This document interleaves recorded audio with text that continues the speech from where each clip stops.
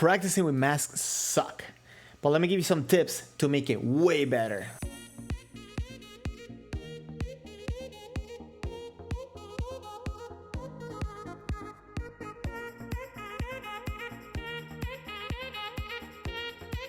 Welcome to a Kendo Tips video. For those of you who don't know me, my name is Jose. I'm a Yondan in Kendo, and today I'm going to tell you a lot of the things that I learned while training with masks and how to make it better for ourselves. I'm also going to give you some of my experiences returning back to practice in Kendo, but I think this video can relate to more than just doing Kendo. So if you were training with the mask, I think you can benefit from this video in general. But on the Kendo related part, not only about the mask I'm going to tell you, but also about the plastic that we're using inside of the mat. So yeah, watch the whole video for that. At the end of the day, the goal with this video is to make your training more enjoyable so we get to do more Kendo or whatever sport discipline you do.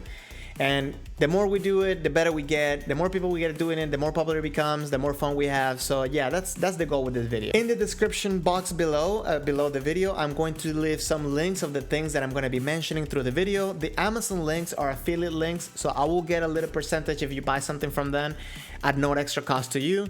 But I also have the one from E-bogu.com that it's not an affiliate link whatsoever. So I just wanted to just put that clear. And if you find any better solutions, please share them with me in the comments box below, because I really want to know this about us getting better and be able to do more Kendo. But if you're new to the channel or if you haven't done it already, I'm going to ask you to consider subscribing if you want to get more Kendo content, more tips, and also just to be up to date when I post new videos. You can hit the notification bell below. On Sundays at 3:30 p.m. I'm doing live streams where we discuss Kendo. We talked about Kendo. If you have any questions, you can come there, ask me there personally live, and we can talk about Kendo and have fun. So I'm doing that through YouTube, but I'm also doing Twitch, which I'm enjoying a little bit more for the streams.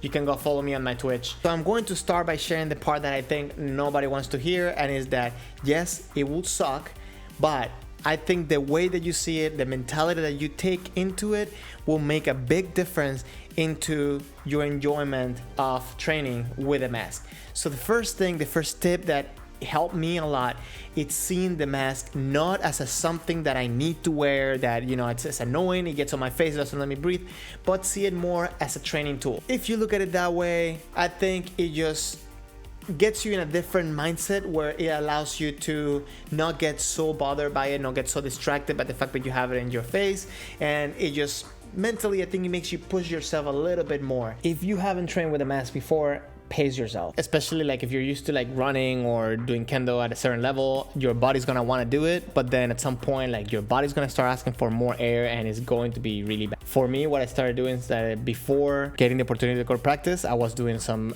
gym work, some foot work at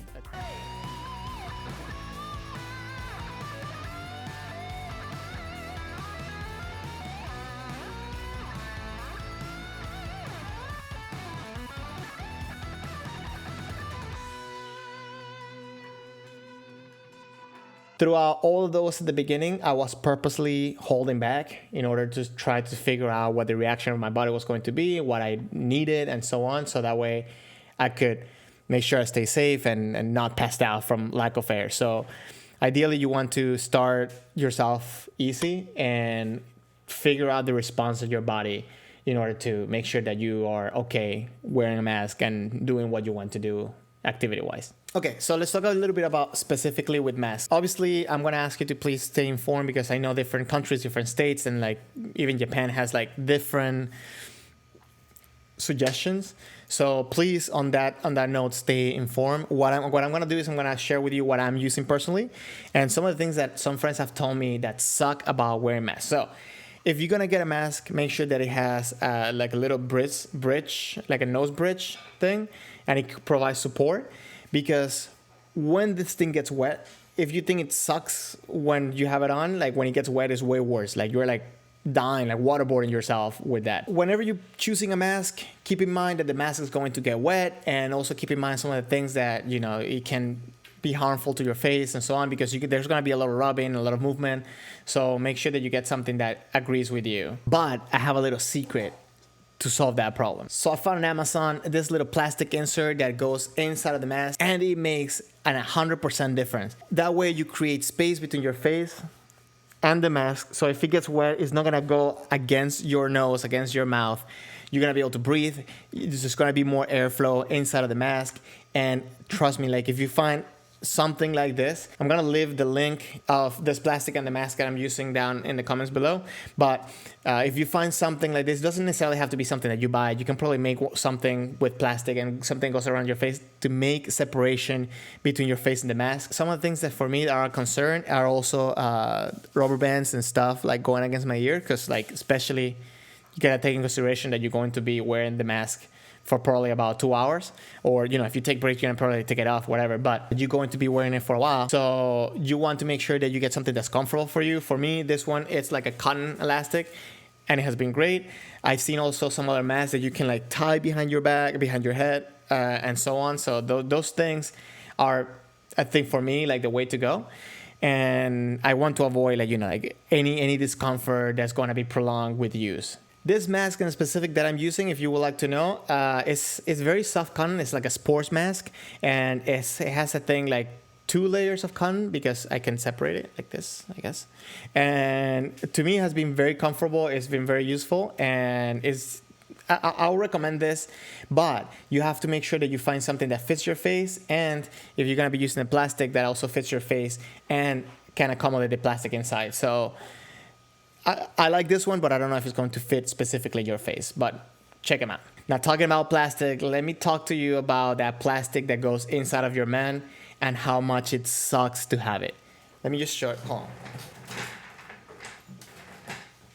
This is the man that I'm using for practice right now, and maybe you can see that I have a plastic inside. This is a 2-piece plastic piece. This is a 2-piece ensemble, and if you go to E-bogu.com, I left the link below, you can go check it out. It does have an opening to let air in, because it's 2 pieces. One of them is like an underbite, and the other one goes like right behind it, and there's a little bit of space on the sides.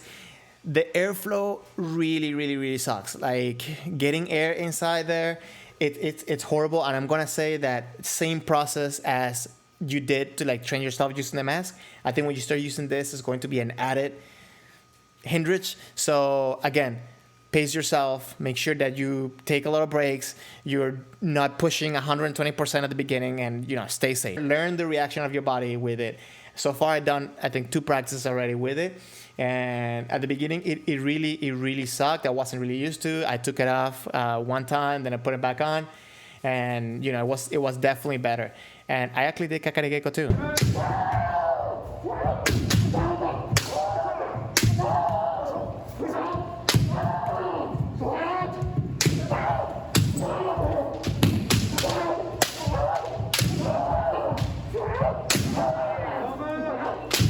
It sucked, but I missed it a lot.